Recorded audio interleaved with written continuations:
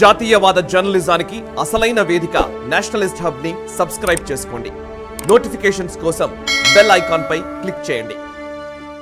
Sir, ఎవరైతే ministry of external affairs కి సంబంధించినటువంటి స్పోక్స్ పర్సన్ రణ్ధీర్ జైస్వాల్ ఒకవైపు ఇచ్చిన స్టేట్మెంట్ మీరు ఇందాక చాలా అద్భుతంగా కోట్ చేశారు.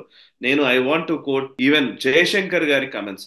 ఆయన హైదరాబాద్ లో మాట్లాడిన మాటలు నిజంగా చాలా అద్భుతంగా అనిపించింది.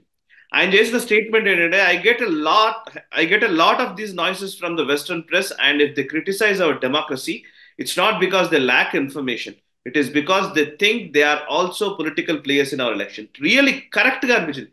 వాళ్ళు కూడా ఈ పొలిటికల్ ప్లేయర్స్ లాగానే వాళ్ళు ఫీల్ అవుతున్నారేమో మన భారతదేశపు ఎలక్షన్స్ ని చూసి, అలా అనిపిస్తోంది. ఎందుకంటే వాళ్ళు డైరెక్ట్ గా ఇన్వాల్వ్ అవుతున్నట్టు కనబడుతుంది. ఇంక్లూడ్ అనే మాట వాడారు ఆయన.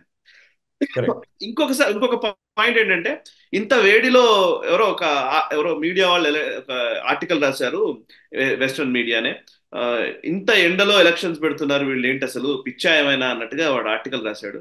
అంటే ఆయన చాలా క్లియర్ చెప్పారు, మా దేశంలో ఇంత ఎండలో కూడా వస్తున్నటువంటి లోయెస్ట్ టర్న్అవుట్ ఉందో, ఓటర్ టర్న్అవుట్ పోలింగ్ జరుగుతుందో, అది మీ దేశంలో హైయెస్ట్ అన్నట్టుగా ఆయన చెప్పారు. సో నిజానికి చాలా కాదు, మీ చరిత్రలోనే హైయెస్ట్ ఎప్పుడు అది దీనికంటే తక్కువ అని చెప్పారు. కరెక్ట్. సో ఎందుకని భారతదేశంలో ఎన్నికల్లో వాళ్ళ జొరపాటు, ఇంతకు ముందు మనం చూసాం డివైడర్ ఇన్ చీఫ్ అని అప్పట్లో 2019లో వేసింది.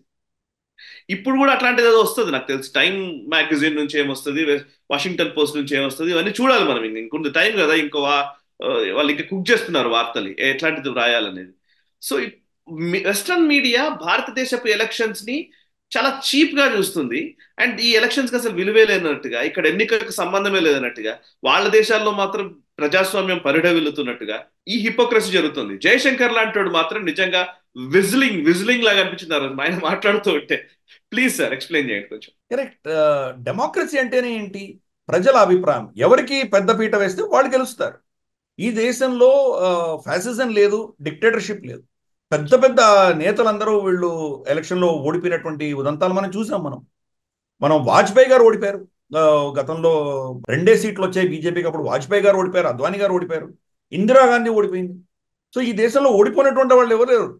లాలూ ప్రసాద్ యాదవ్ ఓడిపోయారు, ఎన్టీ రామారావు గారు ఓడిపోయారు. కాబట్టి ఈ దేశంలో ప్రజలు నిర్ణయిస్తారు. ఈ రోజు మోదీ గారికి వాళ్ళు బ్రహ్మరథం పడుతున్నారంటే కనుక వాళ్ళు మోదీ గారు చేసినటువంటి సేవలు కానీ, ఆయన పరిపాలనా విధానం కానీ వాళ్ళకి నచ్చింది కాబట్టి ఓటేస్తున్నారు. దాన్ని డెమోక్రసీ అంటారు, కానీ దాన్ని డిక్టేటర్షిప్ అనో, ఫ్యాసిజం అనో, లేదా మెజారిటేరియన్ అథారిటేరియనిజం అనో ఇటువంటి పేర్లు వాడరాదు. మీ దేశంలో మీరు ఒక ప్రెసిడెంట్ ఎన్నుకున్నారంటే, ఒబామాని 2 సార్లు ఎందుకు ఎన్నుకున్నారు? మీరు మీ దేశానికి వ్యతిరేకమైనటువంటి ఎన్నో చర్యలు చేశాడు కదా ఆయన. అటువంటి వ్యక్తిని మీరు ఎందుకు ఎన్నుకున్నారని మేము ప్రశ్నిస్తే, అంటే వాళ్ళు ఇప్పటికి కూడా వాళ్ళ భావజాలం ఏదో మేము ఫస్ట్ వరల్డ్ ప్రపంచంలో ఉన్నటువంటి సెకండ్ థర్డ్ వరల్డ్ కంట్రీస్ అన్నిటిని మేము కంట్రోల్ చేయాలి అన్నటువంటి భావజాలం నుంచి బయటికి రాలేదు. అది మనకు ఇక్కడ రిఫ్లెక్ట్ అవుతున్నది. అలాగే ఇంత పెద్ద దేశం, 140 కోట్ల మంది ఉన్నటువంటి దేశం, ఎదుగుతున్నటువంటి దేశం, రేపో మాపో వచ్చే 2-3 సంవత్సరాల్లో 3వ పెద్ద దేశంగా ఎదిగేటువంటి దేశం.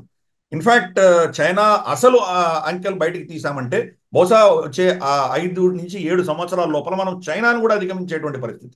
వాడు చెప్తున్నటువంటి $18 ట్రిలియన్ అయితే వాళ్ళ ఎకానమీ లేదు, అన్ని అప్పులని అసెట్ సైడ్ వేసుకున్నాడు బ్యాలెన్స్ షీట్ లో.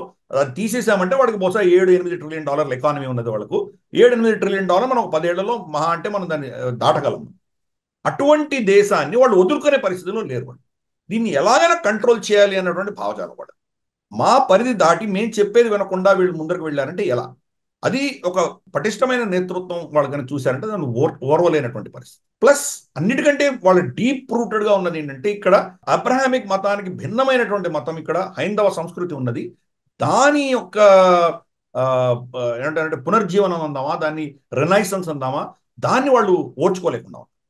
అందుకని అది ఏదోదో ఇటువంటి ప్రగల్భాలు, ఇటువంటి కొత్త పిచ్చి రిపోర్ట్స్ అన్ని తీసుకొచ్చి మనల్ని ఇబ్బంది పెట్టేటువంటి ప్రయత్నం చేస్తున్నారు. కానీ మోదీ ప్రభుత్వం గత 10 ఏళ్లుగా వీటిని ఇగ్నోర్ చేయడం మొదలుపెట్టింది, కంప్లీట్ గా వీళ్ళని తిరస్కరించడం మొదలుపెట్టింది. జయశంకర్ గారు దాని ఉదాహరణ. ఆయన చేసే ప్రతి స్టేట్మెంట్ కూడా వెస్ట్ హిపోక్రసీని ఎక్స్పోజ్ చేసుకుంటూ వెళ్తున్నారు.